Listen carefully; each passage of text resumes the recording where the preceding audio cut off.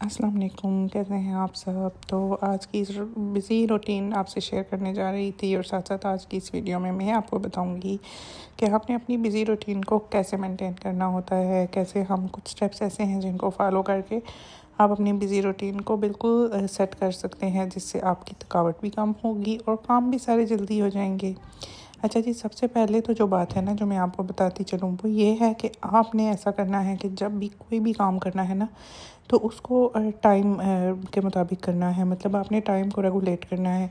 आपने देखना है कि मैंने घर की सारी सफाई कितनी देर में कर ली, आधे घंटे में करनी है, 20 मिनट में करनी है, 25 मिनट में करनी है। मीन्स कि आपने ना टाइमर लगा के करनी है। शुरू में कुछ टाइम आपकी रूटीन बनने में देर लगेगी, लेकिन ये है कि रूटीन बन जाएगी।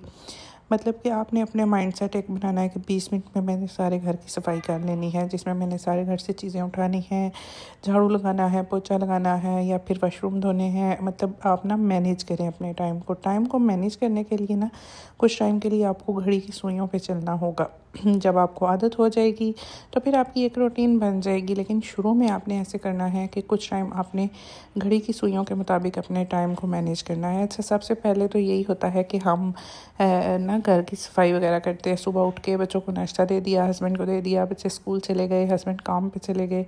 उसके बाद आपने क्या करना है जी, अपने घर की रूटीन को अगर मैनेज करना है ना, तो उसमें सबसे पहली बात जो है वो यही है कि आपने टाइमली हर चीज़ करनी है। आपने टाइम को मैनेज करना सीखें। टाइम को मैनेज करने के लिए सबसे पहले तो आपने ये देखना है कि आप कितनी देर में सफाई इजीली कर सकती हैं। 20 मिनट में कर सकती हैं, 25 मिनट में कर सकती हैं।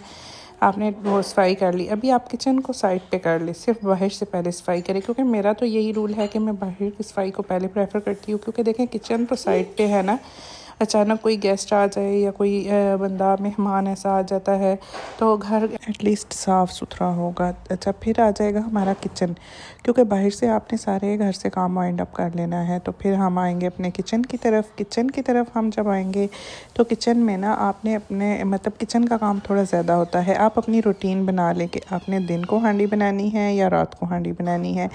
अच्छा, कमोबेशी ऐसा होता है कि अचानक मेहमान आ जाते हैं तो फिर इंसान को हांडी वगैरह अलग से बनानी पड़ती है, लेकिन आपने अपनी रूटीन एक सेट कर लेनी है कि मतलब हमने सुबह हांडी बनानी है तो सुबह ही हांडी बनानी है, और फिर ऐसी बनानी है कि आप शाम तक बेफिक्र रहें कि आपकी हांडी बनी हुई है। अच्छा जी, फिर क्या होगा कि सबसे पहले आपने बाहर का क्लोज़ कर लिया, फिर आप किचन में आ जाए। किचन में सबसे पहले तो ये है कि आपने ना अपनी हांडी को देखना है कि हांडी आज क्या बनेगी। आप अपनी फटाफट हांडी का काम करें, साथ में जितनी देर में हांडी आप बना रहे हैं साथ में किचन को समेटें। आप अपना मार्जिन पे टाइम रखें, 20 मिनट, आधा घंटा, मतलब कम से कम 40 से 45 मिनट लगते हैं किचन की सफाई पे, किचन की क्लीनिंग पे भी।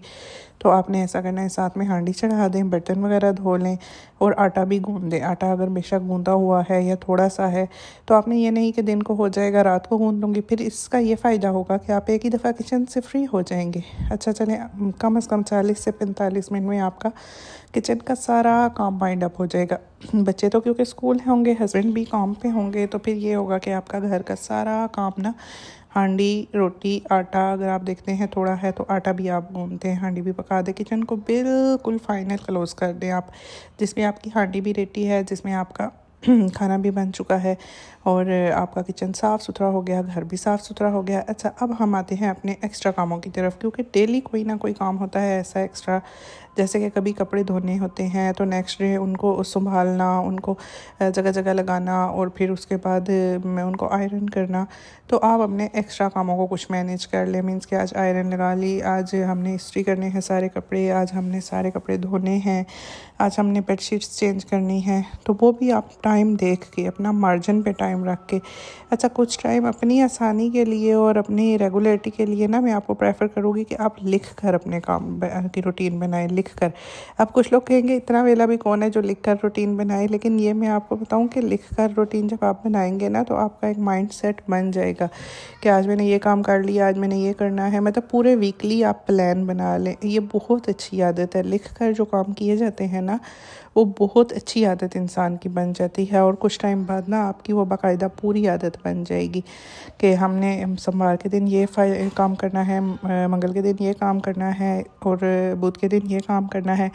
फिर आप देखिएगा कि आपकी जब मैनेजमेंट स्किल्स आपको आ जाएंगी ना, फिर आप फील करेंगे कि हमारे पास तो बहुत सा टाइम बच भी जाता है।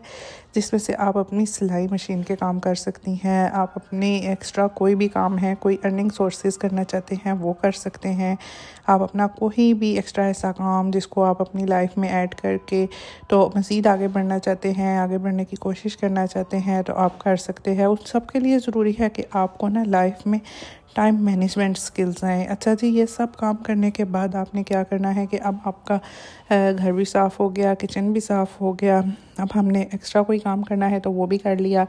ज़ाहिर सी बात है इसके बाद हस्बैंड और बच्चों के आने का टाइम हो जाएगा तो आप उनको सर्व करेंगे, उनको देखेंगे, अपने बच्चों को पढ़ाई करानी, सब कुछ उनको चेंज वगैरह करवाना, उनको स्पारा भेजना, ट्यूशन भेजना, तो ये काम शुरू हो जाएंगे आपके। फिर तो इंसान बाउंड हो जाता है। तो अपनी नहायत बिज़ी रूटीन में सबसे पहले तो अपने अल्लाह ताला को लाजमी याद रखें, अपने ज़िक्र और अज़कार को शामिल रखें, अपनी इबादत को मत भूलें। और दूसरी बात ये कि टाइम मैनेजमेंट के लिए आपको एक ही टिप है कि वो ये है कि आपको घड़ी की सुइयों पे चलना होगा, घड़ी की सुइयों के मुताबिक काम करना होगा, जिसकी वजह से आपको टाइम मैनेजमेंट स्किल्स आएंगी। तो अच्छा जी, व्लॉग को ज़्यादा लंबा नहीं करते, मिलते हैं एक और व्लॉग में। अल्लाह हाफिज़।